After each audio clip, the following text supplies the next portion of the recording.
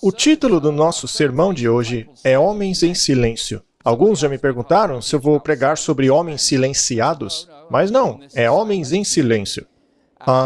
Então, o título é Homens em Silêncio. Deixa eu ver se eu consigo colocá-la na tela. Peraí.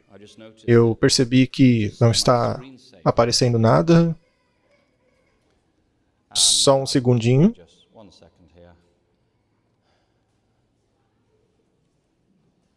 Acho que agora vai. Vocês conseguem ver? Essa é a parte de frente da minha casa quando caiu a tempestade. Já faz um tempo isso. Lá onde eu moro, a gente não tem tempestades como as de vocês aqui, mas cai muita neve lá. Muito bem, vamos lá. Homens em silêncio. Você consegue colocar aqui na frente? Isso, muito obrigado. Tá, hoje eu não vou falar sobre mulheres. Do contrário, eu estaria encrencado, não é? Vou falar sobre homens. E se você é um homem, ou se você é a mãe de um homem, ou a esposa de um homem, ou se você um dia quer casar com um homem, esse sermão também é para você. Mas eu não vou falar sobre mulheres hoje, porque hoje qualquer homem que fale sobre mulheres é acusado de misoginia ou coisas do tipo. Então, o assunto de hoje será homens. Isso porque a masculinidade hoje está sob ataque, o que está nos levando a uma sociedade de homens em silêncio. As instituições de nossa nação estão caindo uma após a outra. Isso porque os homens hoje estão em silêncio. Eles ficam mudos quando veem a verdade sendo atacada.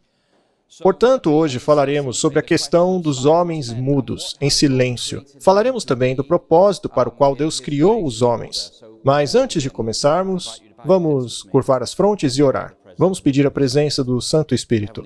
Querido Deus, nós te agradecemos porque o Senhor nos criou à sua imagem. Obrigado, Pai, pelo fato de os seus propósitos para nós serem eternos. E porque não há nada que possamos fazer que impeça que o Senhor nos ame. O Senhor faz o seu sol brilhar sobre justos e injustos. O Senhor é misericordioso a todos nós. Por isso, estamos juntos aqui hoje em sua casa, Pai, para ouvir a tua palavra. Portanto, Senhor, fale através de mim e para mim, que as minhas palavras venham do teu trono de graça, que elas possam ser enraizadas nas vidas e corações e lares e casamentos daqueles que estão aqui e na internet também. Que o seu nome seja glorificado nesta manhã, em nome de Jesus. Amém. Muito bem, eu tenho um filho jovem, ele tem 22 anos e às vezes a gente conversa sobre casamento com ele. Certa vez eu estava conversando com uns amigos dele também. E o que descobri é que muitos dos jovens hoje não têm mais interesse em casamento. Eles não querem se casar. Mas quando eu digo a eles que quando você é um jovem e ainda mora com seus pais, é como estar morando no Egito, é a terra da escravidão. Os primeiros anos dos jovens adultos é como se eles estivessem vagueando no deserto por 40 anos, vivendo de McDonald's e Subway, até finalmente entrarem na terra prometida do casamento. Sendo assim, vocês não querem casar-se? E eles disseram de jeito nenhum, porque um dia a mulher vai pedir divórcio, pegar tudo que você tem e você para na pobreza. Esse é o fenômeno social que temos na América hoje. Vocês já ouviram falar de maridos de passaporte? Maridos de passaporte são homens que viajam para outros países nos quais as mulheres são menos inclinadas a se divorciarem. Os homens do mundo estão diferentes hoje. Eles estão se isolando, abandonando a sociedade. Não buscam mais eventos para os solteiros. Se você faz um encontro de solteiros hoje, você verá que vai aparecer 15 mulheres para cada homem. Hoje, os homens não estão mais interessados em namorar, porque, segundo eles mesmos, o namoro leva a muito sofrimento. Hoje vemos o tempo todo a mídia chamando a masculinidade de tóxica. Um macho alfa hoje em dia é algo execrável. O que está em moda hoje em dia são os homens beta. Veja os seriados e filmes na TV. Todos mostram mulheres espertas, independentes, líderes, enquanto os homens não passam de idiotas. E toda a sociedade retrata os homens assim. A tendência hoje é de incentivar apenas as garotas. Se você for às universidades hoje em dia, verá que cerca de 60% de todos os formandos são mulheres. Os homens estão abandonando a esfera acadêmica também. E está cada vez mais difícil achar um homem temente a Deus com o qual você pode construir uma família. Portanto, essa conversa não é a respeito de liberdade religiosa. Eu vou falar disso hoje à tarde. Mas esta manhã eu quero falar sobre o propósito original de Deus para o homem. Caso você queira assistir mais sermões, você pode ver ali na tela os meus contatos do Twitter. Isso porque hoje somente o Twitter defende a liberdade. Mas eu tenho um canal também no YouTube. Não é monetizado. Você não verá propagandas, ou pelo menos não que eu saiba. Mas você verá meus contatos lá se quiser falar comigo. Mas, enfim, este é o sermão de hoje. Veremos o propósito original de Deus para o homem. Nós veremos também o exemplo de Abraão, conhecido como pai da fé. Nós cavaremos bem fundo em nossa Bíblia esta manhã. A Bíblia diz que Deus criou o homem à sua própria imagem. Macho e fêmea os criou. Mas eu quero focar na palavra macho, porque ela tem muitas implicações para nós hoje. Essa palavra tem um significado muito profundo, que nos ajudará a chegarmos às nossas conclusões hoje. Vocês estão interessados? Vamos começar? E vocês, mulheres, estão interessadas? Os jovens que pensam em casar-se estão interessados? Eu espero que sim. Veja, eu sou casado já há 24 anos e meio. O nosso 25º aniversário de casamento é em dezembro. Eu sei de cabeça porque uma vez eu esqueci, mas foi a última vez. Sabe, eu entendi o que é o pecado imperdoável quando eu esqueci o aniversário do meu casamento. Em nosso 19º aniversário, eu disse a ela, mas querida, eu só esqueci uma vez em 19 anos. Não é tão ruim assim. Ela disse, no ano que você esqueceu foi horrível. Então, essa é a nossa jornada hoje. Mas falemos sobre o propósito de Deus para o homem quando o criou no Jardim do Éden. Bom, eu acho que vocês concordam comigo que a masculinidade está sob ataque. Pelo que vejo, todos aqui concordam. Os homens hoje são rebaixados. A tendência é celebrar o girl power, a força da mulher. A masculinidade está sob ataque no Ocidente. Vamos voltar ao Jardim do Éden, ao propósito original de Deus para o homem lá no Jardim do Éden. Nós vamos começar por Gênesis capítulo 2, com esse verso bastante famoso. Ele diz assim, o Senhor Deus tomou o homem e o colocou no Jardim do Éden para o lavrá-lo e cuidá-lo. Isso está em Gênesis capítulo 2, verso 15. Então, tem dois verbos aí que Deus deu a Adão lá no Jardim do Éden. E isso foi antes da criação de Eva. Portanto, antes da chegada da mulher, Deus deu a Adão duas funções. A primeira era lavrar a terra. O significado dessa palavra, lavrar, no original hebraico, e aliás, aquele número que você vê ao lado da palavra é a referência no dicionário hebraico, tá? Faça como os bereanos, cheque por você mesmo o que eu estou mostrando aqui. Então, segundo o dicionário hebraico, é o verbo que significa lavrar, ou seja, trabalhar, servir. Isso significa que Deus colocou o homem no jardim para ter um relacionamento dinâmico e produtivo com a criação natural de Deus para produzir alimento de uma forma regular.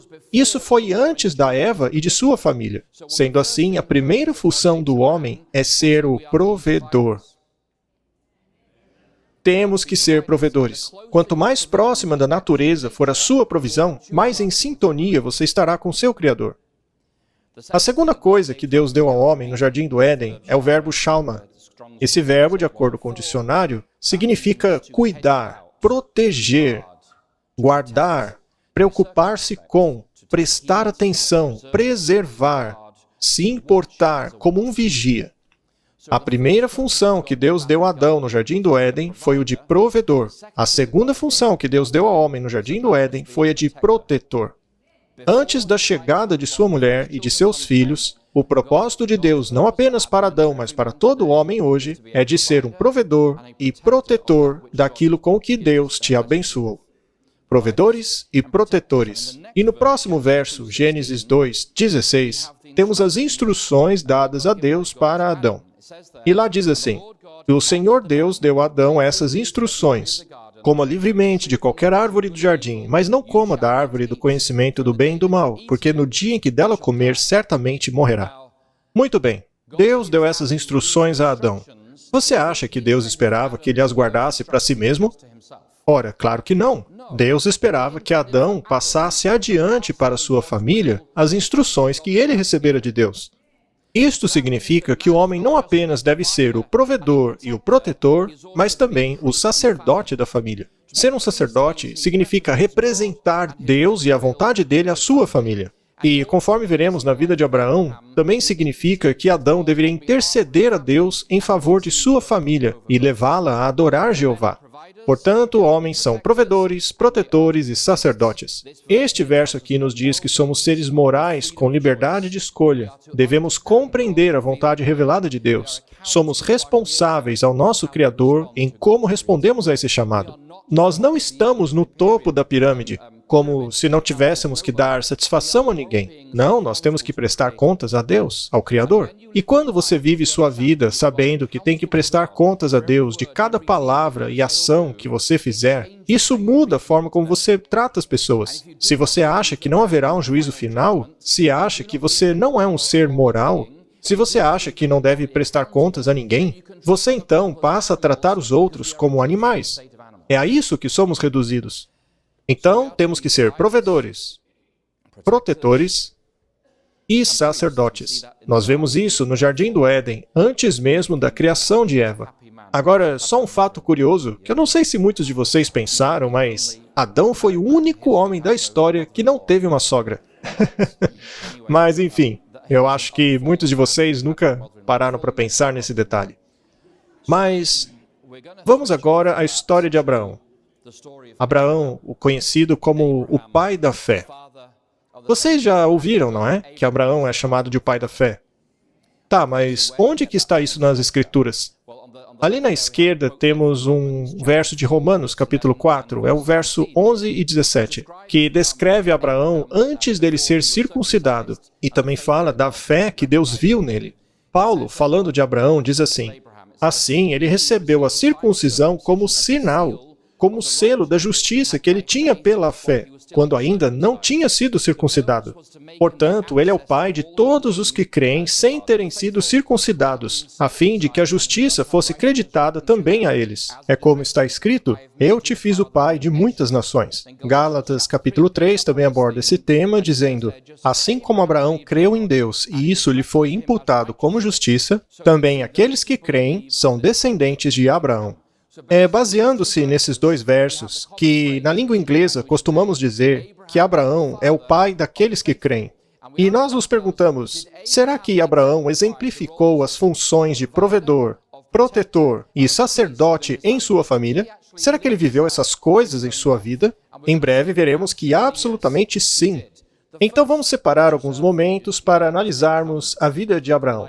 Nós vamos pegar a sua história em Gênesis 11. Lá diz assim: quando Terá viveu 70 anos, ele tornou-se pai de Abraão, Naor e Harã. Estes são os descendentes de Terá. Terá foi o pai de Abraão, Naor e Harã. Harã era o pai de Ló. Harã morreu antes de seu pai Terá, em sua terra natal, Ur dos Caldeus. Portanto, Abraão foi criado na cidade moderna de Basra, lá no Golfo Pérsico, a antiga cidade de Ur dos Caldeus. E é importante salientar que não pensemos que aquele povo eram homens das cavernas. Sabemos hoje, por meio da arqueologia, que eles faziam prédios de 2 andares. Eles tinham sistemas de esgoto, sistemas de água e faziam comércio com todo o mundo da época. Eles falavam várias línguas. Apenas para você ter uma ideia da complexidade da sociedade deles, a língua inglesa, nós temos 2 vozes, a ativa e a passiva. Eu vejo você é ativa. Sou visto por você é passiva. A língua francesa tem meio que um meio termo. Eles dizem je me lave, que significa eu me lavo. E a língua grega, no tempo de Cristo, tinha 3 vozes, o ativo, o meio e o passivo. Mas voltando à época de Abraão, a língua deles tinha 6 vozes. Sabe o que isso significa?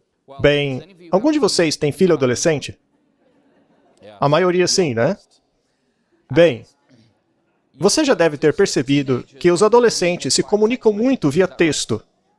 Há uns 5 anos atrás, eles se comunicavam via texto. Hoje em dia, já é por emoji. Ou seja, o que está acontecendo? A nossa capacidade de se expressar precisamente vem diminuindo a cada geração. Nós temos 2 vozes apenas, o ativo e o passivo na língua inglesa. Na época do apóstolo Paulo, havia 3 na língua grega. Se você vai para Abraão, eram 6 vozes na língua ugarítica.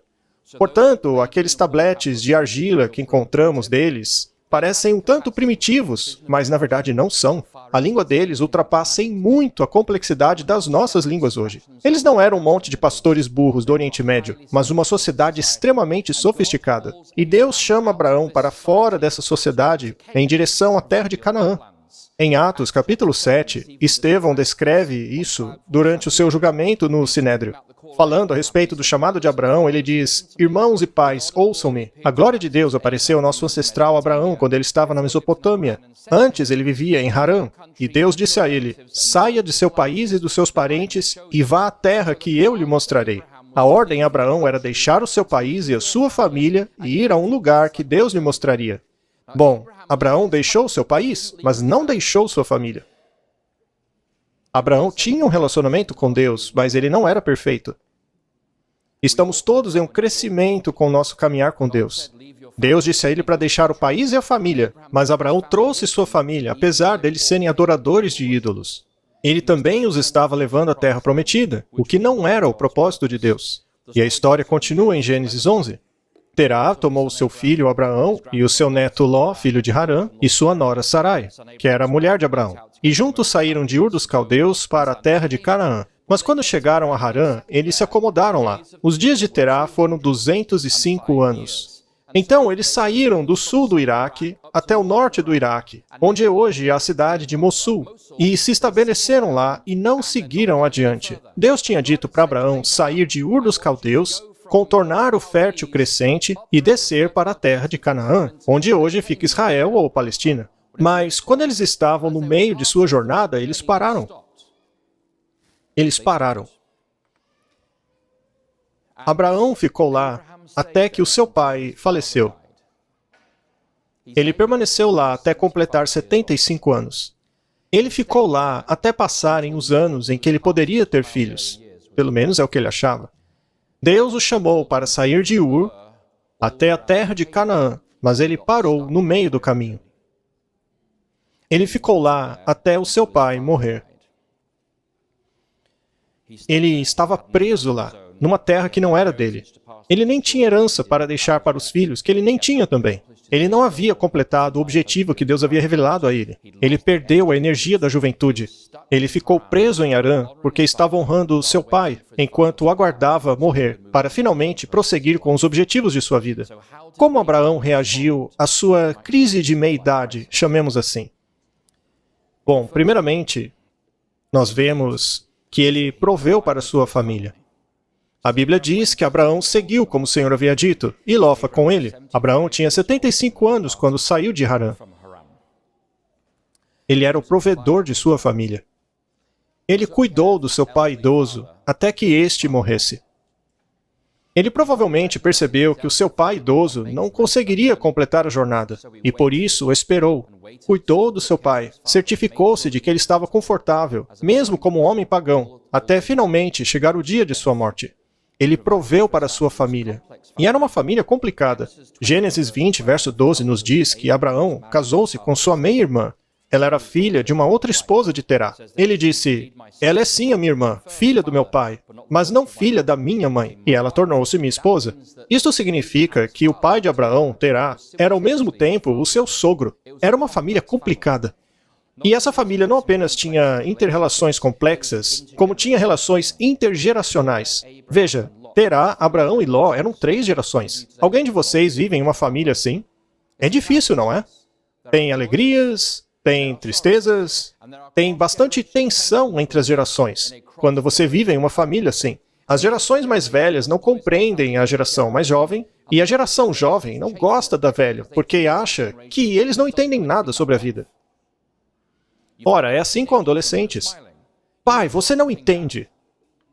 Antes do meu filho ir para a universidade, eu disse: David, você precisa de um carro confiável. Compre um Toyota Prius. Ah, pai, eu nunca vou dirigir um Prius. Tá bom. Ele acabou comprando um Golf GTI. Quando veio a conta do primeiro prejuízo, ele vendeu. Depois ele disse: pai, onde eu acho um Prius? Então é assim que funciona com cada geração. Abraão proveu para sua família. Era uma família espiritualmente dividida, não apenas entre as gerações, mas também porque Terá e Naor adoravam deuses pagãos. Mas Abraão ainda conseguia viver em paz com sua espiritualidade dentro desta família dividida. Ainda assim, ele era respeitado pela família, já que estes deixaram Ur dos Caldeus para seguirem com Abraão. Eles esperavam também chegarem a Canaã, a terra prometida. Mais tarde, em Gênesis 20, verso 10, vemos como Abraão estava disposto a prover para sua família. Está escrito, e houve fome na terra, e Abraão foi ao Egito para morar lá como estrangeiro, pois a fome era muito grande na terra. Então ele tomou sua família consigo em sua jornada. Há muitas pessoas no mundo hoje que são trabalhadores migrantes. Eles vão a outro país para enviar dinheiro de volta às suas famílias. Isso acontece em todo o planeta. Quando eu trabalhava na Ásia Central, muitos tajiques e afegãos iam para Moscou e trabalhavam lá. Eles viviam uma vida muito apertada para poder mandar alguns dólares para casa, esperando prover para suas famílias assim. Abraão, portanto, considerava seriamente essa responsabilidade para com sua família, estando disposto até mesmo para ir para o Egito, uma terra pagã. Tudo isso para conseguir alimento necessário para sua família.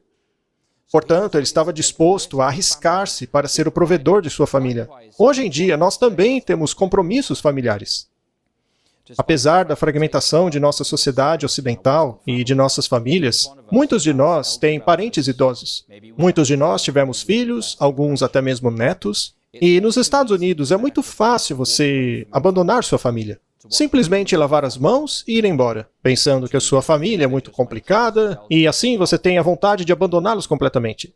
Mas demonstramos nosso caminhar com Deus em como cuidamos de nossas famílias. Não importa a complexidade, a diferença de geração ou espiritualidade diferente, Abraão honrou o seu pai pagão, cuidando dele até o dia de sua morte. Ele acompanhou a progressiva piora de seu pai até o dia de sua morte. E nós também, mais cedo ou mais tarde, testemunharemos o declínio progressivo de nossos pais. E é muito tentador você torcer para que acabe logo esse capítulo da sua vida, para que você siga adiante com seus planos. Mas amar e cuidar dos seus pais, especialmente nos últimos anos de suas vidas, é uma manifestação de nossa fé em Deus. É a obediência viva do 5º mandamento: honre o teu pai e tua mãe. Portanto, quando isso acontece com a gente, nós não estamos travados sem ir a lugar nenhum. Há momentos em nossas vidas nos quais Deus nos chama para sermos fortes pilares, pilares de força, que dão guarida àqueles ao nosso redor que se encontram fracos, seja fisicamente ou espiritualmente. Amigos, há momentos em nossas vidas nos quais Deus nos chama para sermos pilares, não para sair curtindo a vida por aí, mas para sermos pilares de força para aqueles que estão idosos, enfermos ou espiritualmente fracos, aonde essas pessoas podem encontrar segurança e abrigo. O outro papel de Abraão era o de sacerdote. É interessante na história de Abraão que lemos isso vez após vez. Veja só essa passagem aqui, por exemplo. Nesta passagem, vemos Abraão construindo 2 altares para Deus. Diz assim: o Senhor apareceu a Abraão e disse: eu darei a sua descendência a esta terra. Então ele construiu ali um altar para o Senhor que havia aparecido a ele. Então ele partiu para o país a leste de Betel, onde fez a sua tenda, estando Betel no ocidente e Ai no oriente. E lá ele construiu um altar para o Senhor e invocou o nome do Senhor. Bom, o curioso é que não há registro de Abraão construindo altares quando estava saindo dos caldeus. Não há nenhum relato dele construindo altar enquanto ainda estava lá em Harã com seu pai. É somente quando ele prosseguiu em sua jornada, continuando a cumprir o objetivo de Deus para sua vida, enquanto se aproximava da terra prometida, que vemos Abraão começando a deixar rastros de altares para onde ele ia. Isso nos mostra que ele começou a reunir os seus parentes para cultos familiares. Neste momento aqui, ele já tinha mais de 75 anos. E naqueles dias, onde a expectativa de vida era 30 ou 40 anos, ele e Sara eram considerados muito idosos. Eles não haviam tido filhos. Ainda assim, não participaram de nenhum dos rituais de fertilidade pagãos a fim de conseguirem um filho. A promessa de terem filhos e se tornarem uma grande nação não foi feita a Abraão até que este tivesse 75 anos, quando seu pai morreu. Mas Abraão era fiel ao chamado de Deus, confiando que ele tinha um propósito para ele, ainda que aparentemente eles estivessem presos naquela situação, com Sara tendo perdido os seus anos de fertilidade. Abraão teve que aprender durante aquele tempo em Harã que a cronologia de Deus não é necessariamente a nossa cronologia. Os propósitos de Deus não são limitados pelas nossas fragilidades humanas, e tampouco pelo nosso tempo. A confiança e obediência de Abraão em Deus foi revelada pelo fato de que ele viajou até a terra prometida, mesmo depois de seus anos de fertilidade, confiando na promessa de que seria o pai de muitas nações, ele foi deixando por onde passava os altares a Deus. De igual modo, pode parecer aos homens de hoje estarem presos na crise da meia-idade. Pode parecer que você não está mais avançando na vida, mas assim como Abraão, pode ser que Deus o esteja convidando para um caminhar mais íntimo com ele. Veja, é um erro pensar que apenas porque as coisas estão indo bem na sua vida, você está indo bem com Deus. E é um erro achar que porque as coisas estão mal na vida, pelo menos superficialmente, as coisas também estão indo mal com Deus. Se você avaliar os períodos de sua vida nos quais cresceu mais espiritualmente, não foram aqueles nos quais você tinha um monte de dinheiro no banco, ou mesmo quando tudo ia bem na sua empresa, mas foi naquele período em que você descobriu que tinha um câncer, ou então quando faliu, ou quando seu casamento estava para acabar, ou seu filho foi para o hospital. Esses são os momentos em que mais crescemos espiritualmente. Como eu disse, não há registros de Abraão deixar altares para trás antes de ficar preso lá em Harã, pois foi lá que ele cresceu espiritualmente. Então, nós também podemos sentir que estamos presos na nossa vida, que nós não tivemos o sucesso que esperávamos quando éramos jovens. Então, a pergunta a se fazer nesse ponto da vida não é, Senhor, por que isso está acontecendo comigo? Seria melhor perguntarmos, Pai, o que o Senhor quer me ensinar? Como o Senhor quer que eu cresça espiritualmente? Como aprofundar minhas raízes espirituais para que eu possa vencer o próximo desafio que virá em minha vida? Aliás, tem um site que eu gostaria de recomendar a vocês, é da Conferência Geral. Se chama backtothealtar.org. É um site que promove o culto familiar. Nele vocês podem encontrar muitos materiais. Da mesma maneira que Abraão conduziu sua família no culto familiar, deixando altares por todo lugar que passava, os homens de hoje também precisam fazer isso. Precisam construir um altar espiritual em sua família. E sabe, uma reclamação que eu ouço muito das esposas é: o meu marido não faz culto familiar. Eu queria muito que meu marido conduzisse um culto em nossa família. Eu ouço essa reclamação por toda parte. Sabe, eu queria que o meu filho tivesse um exemplo espiritual dentro da família. Geralmente, é a mulher que tem a iniciativa de fazer o culto familiar, enquanto o pai fica de lado assistindo o jogo. Os meninos precisam ver exemplos de homens espirituais. Homens que amam a Deus, que se submetem à sua palavra. Homens que treinem a próxima geração nos caminhos de Deus. Portanto, Abraão é um modelo para nós nessa área. Ele foi o provedor de sua família, foi o sacerdote de sua família, e ele também foi o protetor dela. Pois estas responsabilidades foram dadas ao homem no Jardim do Éden.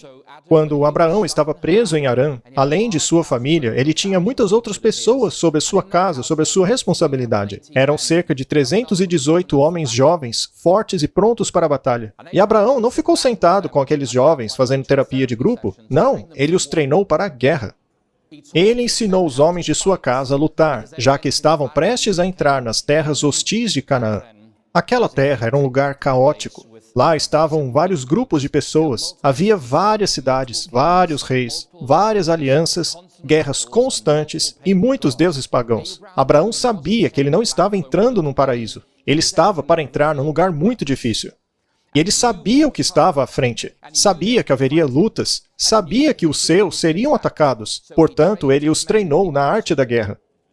Quando a minha filha terminou o ensino fundamental, houve um tipo de cerimônia de formatura. Nessa cerimônia, cada criança ia à frente do palco e, por uns 2 minutos, deveria agradecer o pai e a mãe por aquilo que haviam feito para que ela se formasse na escola. Muitas crianças diziam: obrigado por me ensinar a pescar, pai. Mãe, obrigado por passear comigo, coisas assim. Quando a minha filha foi na frente, ela ficou 1 minuto e 58 segundos agradecendo a mãe dela. E lá estava eu, segurando a respiração, pensando, ela não vai falar nada de mim? É como se eu não existisse nos 13 anos da vida dela. E nos últimos 2 segundos que ela tinha para terminar, ela disse, papai, obrigado por sempre me proteger. Eu digo para vocês, como pai, eu só precisei ouvir aquilo. A minha garotinha entendeu que eu vivia para mantê-la segura. Porque a gente vive numa sociedade violenta, com ataques sexuais por toda parte, especialmente nos dias de hoje. E a minha filha disse, pai, obrigada por me proteger. Ela entendeu, eu entendi, e nada mais precisava ser dito. Obrigada, papai, por me manter segura. Às vezes, quando a nossa vida parece empacada sem ir para lugar nenhum, nossa responsabilidade como homens é nos prepararmos para o próximo capítulo da vida. Porque sempre haverá um próximo capítulo da vida. Sempre haverá gigantes nos próximos capítulos que o Espírito Santo escreve para nós. Pode ser então que Deus te esteja dando tempo hoje para guardar algum dinheiro para o futuro? para sua aposentadoria, para recuperar a sua mente e corpo dessa corrida frenética das nossas carreiras e nos recuperarmos do abuso que colocamos em nossas mentes e corpos ao longo dos anos. Ele nos dá tempo, como homens, para nos prepararmos espiritualmente, financeiramente, emocionalmente, fisicamente, intelectualmente, para os próximos capítulos antes da volta de Jesus. E, rapazes, temos que proteger nossas famílias, não apenas fisicamente, mas espiritualmente. Temos que saber o que os nossos filhos estão assistindo. Temos que guardar as mentes deles. Não deixe apenas para sua esposa o papel de chato. Temos que ser pilares de força. Determine o que é aceitável na sua família. Estabeleça o alimento espiritual que os seus filhos vão se alimentar diariamente. Coloque barreiras físicas e espirituais para que Satanás não tenha acesso à sua família. Então, homens, temos 3 responsabilidades: provedores, protetores e sacerdotes. Mas vai além disso. Eu quero voltar à Bíblia aqui com vocês. Veja, tem um propósito mais profundo em ser um provedor, protetor e sacerdote. E está lá em Gênesis 1:27. É um verso muito famoso e nós já lemos hoje aqui. Diz assim: Deus criou o homem à sua imagem, e à imagem de Deus o criou. Homem e mulher os criou. Bom, como eu já mencionei aqui, hoje não falaremos sobre as mulheres. Eu queria analisar a palavra male, que em inglês significa macho. O que male significa? Não significa apenas macho biológico e fêmea biológico. A palavra não define quantos cromossomos você tem ou deixa de ter. Nessa passagem aqui, a palavra macho, no hebraico, é zakar, e o seu significado é aquele que se lembra. Aquele que lembra. A palavra fêmea não tem esse tipo de significado espiritual profundo. Por outro lado, a palavra macho significa aquele que lembra. Ela é derivada de um verbo que significa lembrar-se, ou fazer menção de, estar ciente de, ou se lembrar, fazer um memorial. Assim, nós nos perguntamos o que é que o homem tem que se lembrar? O que Deus deu a Abraão para ele se lembrar? Bem, depois que Deus colocou Adão no jardim do Éden, em Gênesis 2, a primeira coisa que Deus disse a Adão foi a respeito da árvore do conhecimento do bem e do mal. Quando Satanás questionou o que Deus havia dito, e ouça bem isso, era a responsabilidade de Abraão dizer, foi isso, isso e isso que Deus disse. E ele ficou em silêncio. Quando Abraão trouxe o fruto proibido a Adão, naquele momento, ele devia ter dito, mas Deus disse isso. Só que ele ficou em silêncio. E quando os homens de bem ficam em silêncio, o mal faz a festa nesse planeta. O mal entra na sua casa. Quando os homens de bem não se lembram, não falam o que Deus disse para falar, eles acabam permitindo que o mal entre e faça festa em suas famílias. Fomos criados pelo nosso Pai Celestial. Nós, homens, que estamos aqui agora, fomos criados pelo nosso Pai Celestial para saber a vontade de Deus e para falar da vontade de Deus, sempre que essa é desafiada em nossas famílias, comunidades, igrejas ou mesmo na nação. Edmund Burke escreveu essas palavras famosas que você vê aí na tela. Quando homens maus se unem, os bons também devem se unir. Do contrário, cairão um após o outro. Um sacrifício sem compaixão em uma luta desprezível. Ele escreveu isso no século XVIII. Hoje, a frase que conhecemos é: a única coisa necessária para o mal triunfar é que os homens de bem façam o quê? Nada. Quando os homens de bem não fazem nada, o que é que acontece? O mal prevalece. Quando Eva foi tentada pela serpente no jardim do Éden, Adão ficou quieto. Ele era um homem de bem, era um homem não caído, mas escolheu não falar da vontade de Deus. Ele a sabia, mas ficou em silêncio, e o resultado disso foi a queda da raça humana, com todo o sofrimento que vemos hoje. Quando os homens de bem ficam em silêncio, o mal prevalece. Homens, Deus não nos chama para ficarmos em silêncio.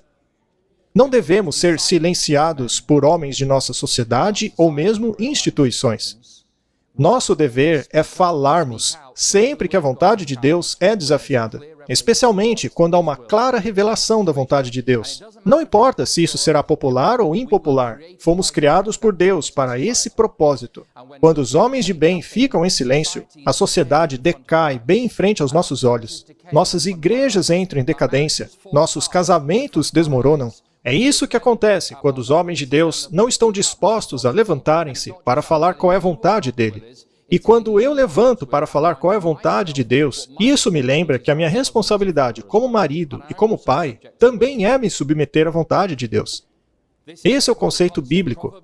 Provérbios 24, versos 11 a 12, diz assim: Se tu deixares de livrar os que estão sendo levados para a morte, e aos que estão sendo levados para a matança, se disseres, eis que não sabemos, porventura não considerará aquele que pondera os corações, não saberá aquele que atenta para a tua alma, não dará ele ao homem conforme a sua obra? Isto é muito sério, meus irmãos. Portanto, os homens cristãos, os homens que falam, eles conhecem a vontade de Deus, sabem que não podem simplesmente fechar os olhos diante de todos os males da sociedade. Devemos falar pelos que não têm voz, pelos que não têm defesa, pelos oprimidos.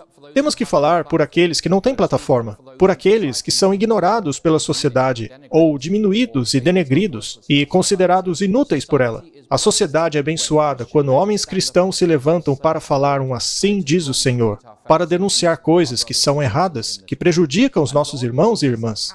Temos responsabilidade diante de Deus como homens cristãos quando vemos pessoas sendo oprimidas, seja de um jeito ou de outro. Mas é sempre mais fácil fingir que não está vendo, não é? Uma de minhas autoras favoritas, uma senhora chamada Ellen White, escreveu isso em Patriarcas e Profetas. Aqueles que têm pouca coragem para reprovar o mal, ou que pela indolência ou falta de interesse não fazem um esforço ardoroso para purificar a família ou a igreja de Deus, são responsáveis pelos males que possam resultar de sua negligência ao dever.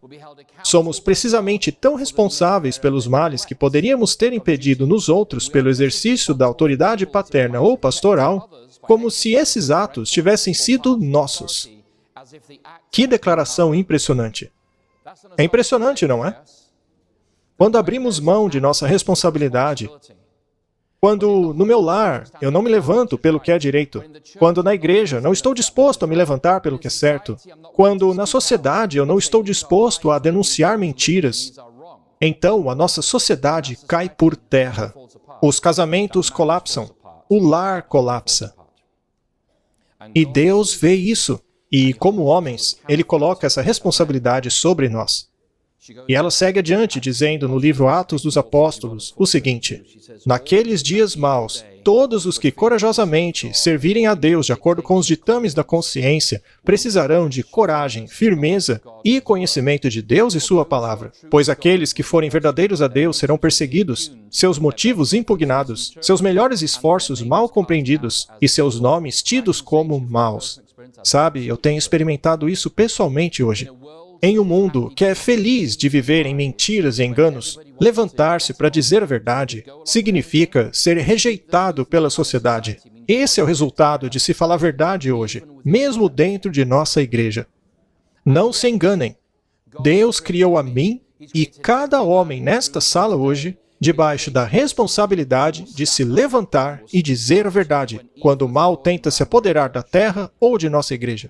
E ao fazermos isso, o fazemos não por buscar prazer na aprovação dos homens, mas sim na aprovação de Deus. Nossa responsabilidade de falarmos a verdade é para com Deus. E se você levantar e for verdadeiro ao Senhor, você será perseguido. As pessoas vão inventar mentiras sobre as suas razões para dizer a verdade. Você será mal compreendido. Será propositadamente mal entendido. Distorcerão as suas palavras de maneira consciente, de propósito. Seu nome será espalhado pela internet como um tipo de Lúcifer, como um câncer no corpo de Cristo. Mas Deus nos chamou para dizer a verdade. Deus nos chama para sermos corajosos. E por quê? Porque o juízo está próximo. Nós temos que viver com isso em mente. E logo, logo falaremos sobre o juízo final. Deixe-me achar o slide. Muito bem, Tiago 4, verso 17 diz assim: Qualquer um que sabe a coisa certa a se fazer, mas não faz, comete pecado. Este verso nos lembra hoje que meramente ter consciência da injustiça não é suficiente. Temos a obrigação moral de agir de acordo com o nosso conhecimento, de agir para restaurar a vontade de Deus em uma situação específica. Sendo assim, Eu agradeço a Deus pelo ministério que vimos aqui hoje cedo, que está ajudando as pessoas vítimas do furacão. Eu agradeço a Deus por aqueles que lutam contra o tráfico humano. Eu agradeço a Deus por aqueles que cuidam do sem-teto e alimentam o faminto. Estas são pessoas que se levantam e dizem: não é da vontade de Deus que essas crianças passem fome, ou que pessoas percam tudo em desastres. E, às vezes, levantar-se para falar não envolve pregar, mas ajudar o seu próximo na hora da necessidade. Mas a nossa responsabilidade é essa, levantarmos e falarmos da vontade de Deus. A parábola do bom samaritano está em Lucas capítulo 10 e nos lembra que, ao mesmo tempo em que os líderes religiosos passaram de reto sem prestar ajuda, um samaritano, considerado marginal pela sociedade judaica, parou para ajudar um homem necessitado, garantindo que ele recebesse o tratamento médico adequado. Essa parábola enfatiza a importância, aos olhos de Jesus, de agirmos como homens cristãos para ajudar os necessitados, independentemente da expectativa social ou de preconceitos individuais. Nós temos que transcender os conceitos e preconceitos e intolerâncias desse mundo, porque representamos Deus para as pessoas. Portanto, homens, não ajudem apenas aqueles semelhantes a nós, não ajudem apenas aqueles que te pagam ou aqueles que te aplaudem nas mídias sociais, mas temos também que ajudar e abençoar aqueles que nos desprezam, nos perseguem e nos cancelam na sociedade moderna. Isso significa ajudar aqueles em necessidade, não apenas aqueles que te pagam. O Espírito de Profecia diz o seguinte na revista Sinais dos Tempos. Novamente, é a irmã White escrevendo: pode ser algo difícil para os homens em altas posições seguirem no caminho da estrita integridade, recebam eles censura ou aprovação. Ainda assim, este é o único caminho seguro. Toda exaltação que eles poderiam ganhar por vender a sua honra viria apenas de lábios poluídos, uma escória a ser consumida no fogo. Aqueles que têm coragem moral para ficarem firmes em oposição aos vícios e erros de seus companheiros, que podem inclusive ser honrados pelo mundo, receberão ódio, insulto e calúnias. Isso é tão verdade hoje quanto na época que ela escreveu isso. E ela continua. Eles podem até mesmo abrir mão de sua alta posição por recusarem-se a se vender. Tudo na terra parece conspirar contra eles, mas Deus tem colocado o seu selo sobre a sua obra. Amém a isso? Deus coloca o seu selo sobre aqueles que fazem a vontade de Deus, não importa as consequências. Eles podem ser considerados por seus companheiros como fracos, não adequados para sua posição. Hoje em dia, seria cancelados. Mas quão diferentemente o Todo-Poderoso os considera. Os verdadeiros ignorantes são aqueles que os desprezam. E então o apóstolo Paulo fala sobre o que ele fez à igreja de Éfeso. Antes de deixar a igreja de Éfeso pela última vez, ele reuniu todos os anciãos. O barco estava lá esperando ele, quando chegaram os anciãos para encontrá-lo. Então o apóstolo Paulo faz uma descrição do ministério dele. E ouça o que ele diz para os anciãos quando estava partindo para Jerusalém, sabendo que nunca mais os veria novamente. Ele diz: agora eu sei que nenhum de vocês, dentre os quais eu proclamei o reino, verá a minha face novamente. Ou seja, Paulo está dizendo, é isso aí, gente, vocês nunca ouvirão os meus ensinos novamente. Portanto, eu declaro a vocês nesse dia que não sou responsável pelo sangue de nenhum de vocês. E por quê? Porque eu não me eximi de declarar a vocês a vontade de Deus. Se Adão tivesse declarado a vontade de Deus a Eva, nós não estaríamos nesse caos que estamos hoje. Paulo levou muito a sério sua responsabilidade espiritual como um pastor, como missionário, líder de igreja. Ele não se eximiu de declarar à igreja a vontade de Deus. Ele não amaciou a verdade. Ele também não disse meias verdades. Paulo disse a eles exatamente o que eles precisavam ouvir, a vontade de Deus, porque ele amava aqueles irmãos. E eu quero que vocês sejam salvos. Eu não quero que nada em nossas vidas esteja entre Deus e nós no juízo final. Portanto, eu estou disposto a arriscar a minha amizade com vocês, a fim de revelar-lhes aquilo que Deus deseja que eu compartilhe. Eu vou dividir essas coisas com vocês. Estou disposto a estragar a nossa amizade para que você seja salvo e tenha vida eterna. É isso que significa ser um homem. Arriscar amizades e relacionamentos para que as pessoas sejam salvas, para que ouçam toda a vontade de Deus. E isso, na nossa sociedade hoje, não é popular. Não é algo celebrado. Se você faz isso, você é uma pessoa teimosa que quer desunir a igreja. Mas a questão é que a verdade sempre causa divisão onde é pregada. A divisão não é causada pela pregação da verdade, mas sim pela rejeição da verdade.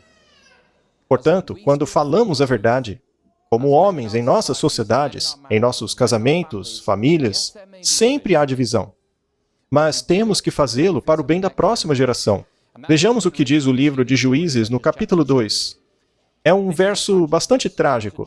Depois que Josué morreu, e com ele toda a sua geração, assim como Caleb também, que havia saído com ele do Egito, quando a geração que sobreviveu os 40 anos no deserto e conquistaram Canaã sob a guia de Deus, veja o que aconteceu após esta geração. Eis que toda aquela geração, a geração que viu o êxodo, que caminhou no deserto, que comeu maná, que viu a queda de Jericó, que dividiu a terra em 12 tribos, essa geração reuniu-se com seus ancestrais, ou seja, morreram. Mas a geração que veio após ela não conheceu o Senhor ou a obra que ele havia feito a Israel. E o que isso nos diz? Diz que a geração que viu as obras do Senhor não transmitiu essas obras para a próxima geração. Não passaram adiante.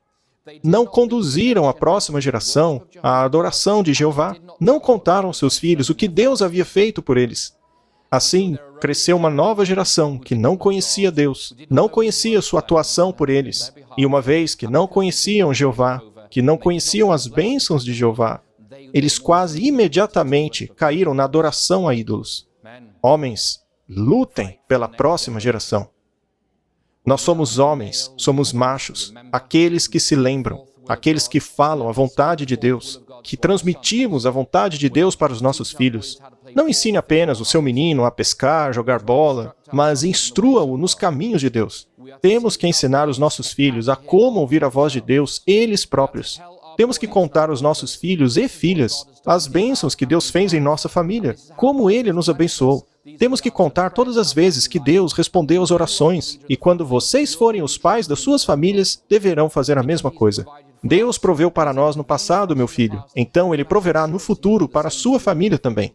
Ensinem essas coisas a eles. Homens, é a nossa responsabilidade não deixar que isso que está aí na tela aconteça com os nossos filhos. Nossas crianças têm que conhecer o Senhor e saber o que Ele fez em nossas vidas.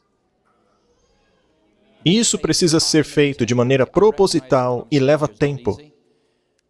E não é uma coisa fácil. Vai exigir reorganizar o seu tempo. Mas, homens, se você quer ver o seu filho no céu, lute por ele hoje. Lute pelo seu filho hoje. Ouça-os. Vocês sabem da epidemia de problemas mentais em nossos jovens hoje, não sabem? Depressão, ansiedade, ataque de pânico, decepções com a sociedade. Está tudo aí. Nossos meninos estão crescendo num mundo que os rebaixa. Seja provedor, protetor dos seus filhos e filhas.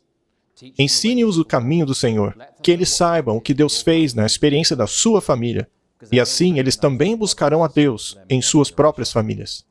E não perca muito tempo com os brinquedos aqui da América. Acho que vocês não têm muitos deles aqui, né? Jet skis, snowmobiles, pescaria, feriados em cruzeiros. São coisas legais, eu sei disso. Mas a minha prioridade da vida é meu filho e minha filha. Porque Deus os confiou a mim. E eu quero cumprir essa responsabilidade diante de Deus, levar os meus filhos ao reino de Deus quando Jesus voltar. Homens, esta também é a sua prioridade? É por isso que você está lutando? Veja, não se pode mudar o passado, mas podemos mudar o amanhã. E podemos mudar o hoje, sendo os homens que Deus quer que sejamos. Eu gosto de colocar tabelas ali na tela. Então eu vou colocar mais uma, com 5 versos, pois eu queria me aprofundar um pouco mais nessa questão do verbo lembrar-se e de seu significado para os homens, aqueles que se lembram. O que significa ser criado à imagem de Deus? Primeiramente, temos Isaías 43, 25, que diz: Eu sou aquele que apaga suas transgressões por minha causa, e eu não vou o quê? se lembrar dos seus pecados. Deus diz que não se lembrará dos seus pecados. Neste verso, Deus, aquele que se lembra, está dizendo que vai escolher não se lembrar dos seus pecados. Então, aquele que se lembra, não se lembrará dos nossos pecados. Isso não é maravilhoso? É claro que é. Se nós somos criados à imagem de Deus, como aqueles que se lembram, significa também que, como homens que refletem a imagem de Deus em nossa sociedade e famílias, temos que escolher perdoar o nosso próximo, ou seja, não nos lembrarmos. Devemos escolher não nos lembrarmos. Escolher perdoar o nosso próximo, porque Deus fez isso conosco. Deus nos perdoa de nossas faltas como pais. A próxima tabela é a respeito de Gênesis 9. Eu não vou ler toda a passagem aqui, mas somente aquele lá em amarelo. É quando Deus fez uma aliança com Noé. E Deus diz, eu lembrarei da minha aliança, que é entre mim e você e cada criatura viva. As águas nunca mais se tornarão dilúvio para destruir toda a carne. Este verbo, nessa passagem, é o mesmo verbo utilizado na palavra criou homem e mulher. Esse verso nos revela que Deus guarda aliança. Ele fez uma aliança perpétua com a humanidade caída após o dilúvio. E até hoje, Deus é leal a essa aliança, não apenas com o seu povo, mas a toda a humanidade caída, porque fez uma aliança conosco após o dilúvio de Noé. E nós, hoje, como homens, somos chamados a refletir o caráter de Deus em nossas próprias vidas por entrar e guardar a nova aliança. Jesus falou sobre isso em Mateus 26.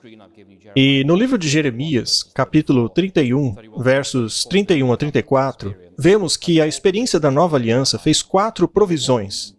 Nós vemos que Deus prometeu a santificação, ou seja, a internalização da lei de Deus, que restaura a imagem perdida de Deus na humanidade caída. A segunda provisão da aliança que entramos com Deus é encontrada em Jeremias 31, 33.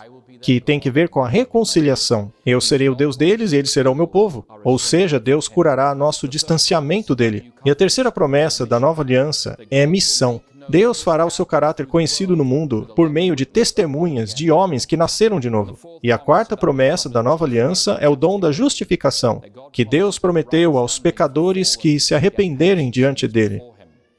Como isso se aplica a nós, homens, hoje? Homens, Jesus os está convidando a entrar numa nova aliança com Ele. Nós celebramos isso na ceia do Senhor. E, geralmente, quando a ceia do Senhor é realizada no sábado, as pessoas desaparecem. É ou não é? Sempre tem menos gente nesses dias. Mas Deus quer homens que guardem sua aliança com Ele. E ser um homem que guarda a aliança significa guardar a aliança do casamento, e não apenas a aliança com nosso Pai Celestial. Se você está lutando em seu casamento hoje, Deus quer que você guarde a aliança do seu casamento. E caso você queira saber como deveria ser a sua atitude para com sua esposa, lembre-se daquele dia em que você ficou de pé ao lado do altar, observando a sua noiva caminhar pelo corredor, com o rosto cheio de alegria. Naquele dia, ela colocou todas as esperanças dela de alegria e felicidade nas suas mãos. Você tem honrado isso? Você tem buscado a alegria dela acima da sua? Você tem procurado satisfazê-la antes de você mesmo? Você tem sido fiel à sua promessa de amá-la, honrá-la e protegê-la? Ser criado à imagem de Deus, ser um macho, significa entrar em uma aliança e guardá-la, não importa o que aconteça, porque Deus entrou numa aliança com uma humanidade caída, e a aliança que Ele fez com Noé perdura até hoje. Ainda tem sol no céu, calor, frio, primavera, colheitas. Deus é fiel à aliança que fez conosco. Ele está nos pedindo, como homens de Deus, para sermos fiéis a todas as alianças nas quais entramos. No condomínio onde vivo, a aliança que fiz é seguir as regras do condomínio. Se eu compro um carro, eu preciso ser fiel no pagamento. Os contratos todos que faço são alianças. Você assina aquilo lá. Os homens de Deus são conhecidos como guardadores de alianças. Nós não apenas entramos nas alianças, mas nós as mantemos, mesmo que seja pela nossa perda financeira, porque nós representamos um Deus. Vamos para a próxima passagem, ainda há 3 textos. Lembra-te do dia do sábado para santificá-lo. Veja a palavra lembre-se. Ela também tem conexão com aquela palavra, zakar, macho, quando Deus criou macho e fêmea, homem e mulher. Portanto, a lei moral de Deus é um reflexo do seu caráter. Ou seja, os homens hoje devem refletir a imagem de Deus guardando os 10 mandamentos, a lei moral. Temos que guardar os 10 mandamentos. É isto que significa ser um homem. A palavra lembra-te do dia do sábado é a mesma palavra hebraica da palavra macho. Temos que guardar o decálogo. E, finalmente, Salmo 137, lembra-te, Senhor, dos filhos de Edom no dia de Jerusalém, que diziam, arrasem-na até os alicerces. Essa passagem nos ensina que Deus se lembra da maldade de todos os indivíduos e Ele trará toda a humanidade ao juízo final. As ações têm consequências. E a palavra lembra-te, ali em amarelo, é a mesma palavra para macho, quando diz que Ele criou macho e fêmea. E o que isso nos ensina? Ensina que se somos criados à imagem de Deus, e esse verso revela um aspecto do caráter de Deus, nos mostra que homens de Deus se lembram que há um juízo final e que seremos responsabilizados como tratamos os nossos irmãos e irmãs. Significa que somos chamados a um padrão de moralidade alto. Os homens também reconhecem as injustiças que sofreram, mas ao invés de buscarem vingança em ciclos intermináveis de retaliação, nós deixamos o juízo final para Deus.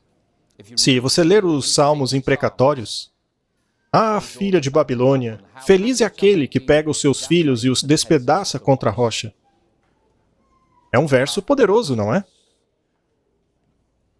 Em todos esses salmos imprecatórios, o salmista diz, eu fui ferido, eu estou furioso, mas eu darei o juízo final nas mãos de Deus.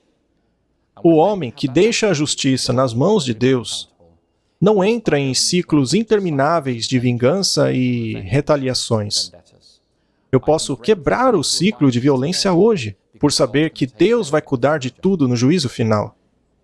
E o último texto que eu gostaria de compartilhar com vocês está em Malaquias 3, versos 16 e 17. Aqueles que temiam ao Senhor conversaram uns com os outros, e o Senhor os ouviu com atenção.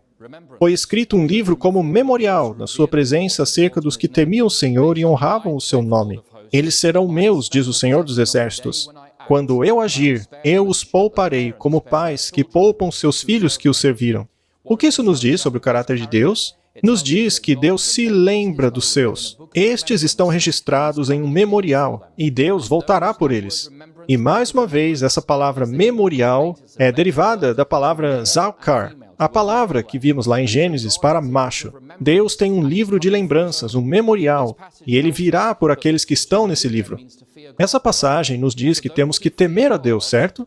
Aqueles que temem o Senhor e desejam a vinda do Senhor Jesus Cristo responderão positivamente às 3 mensagens angélicas de Apocalipse 14. Eles se recusam a aceitar a marca da besta, aguardam ardentemente e trabalham pela segunda vinda de Jesus. Deus se lembrará dos seus, e os seus lembram-se dele. E os seus seguem o Cordeiro para onde quer que ele vá. Eles não ficam se curvando a mandatos desse mundo caído. Deus está voltando para aqueles que se lembram dele, que o temem, que dão glória a ele, e que não receberão a marca da besta, mas sim o selo de Deus. Mitch Richards escreveu uma espécie de poema.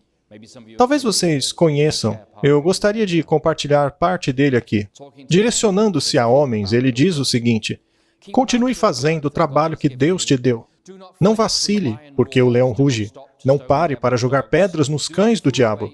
Não perca seu tempo com as distrações do diabo. Continue fazendo o teu trabalho.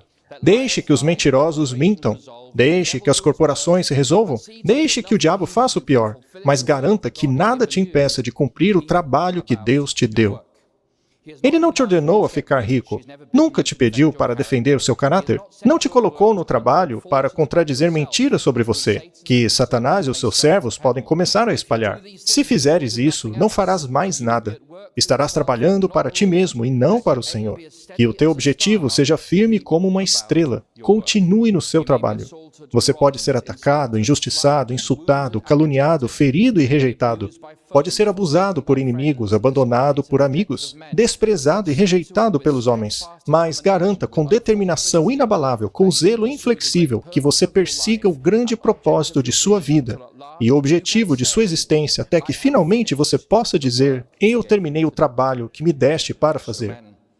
Homens, continuem no seu trabalho. Sejam provedores, protetores, sacerdotes.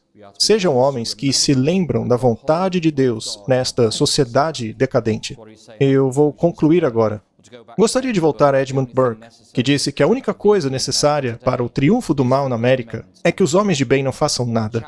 Homens de bem, eu gostaria de desafiá-los hoje a não manterem mais o silêncio. Não sejam homens calados. Aquilo que aconteceu no passado, não podemos mudar. Deus oferece a nós o perdão para hoje, como homens, se confessarmos os nossos pecados e falhas.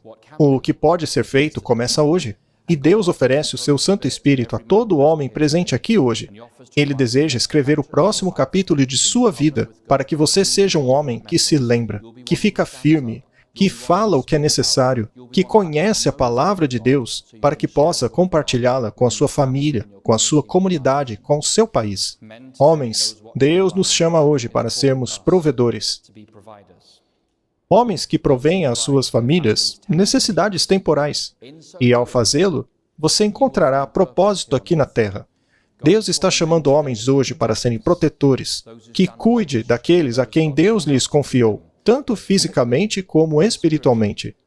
E ao fazê-lo, homens, vocês encontrarão sentido na vida. Deus chamou os homens para serem sacerdotes de suas famílias, aqueles que representam Deus para suas famílias e as conduzem para o Senhor.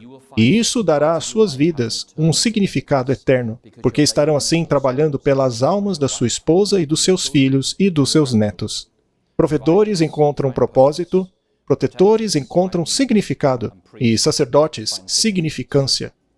Ser um homem é lembrar-se. Homens que se lembram fielmente, que fielmente representam a imagem e o caráter de Deus, que permanecem firmes, que falam e transmitem à próxima geração a vontade, as obras e o caráter de um amável Salvador. Eu estava pensando como terminar o sermão de hoje. E eu quero dizer isso, homens. Não fiquem mais em silêncio. O que passou, passou.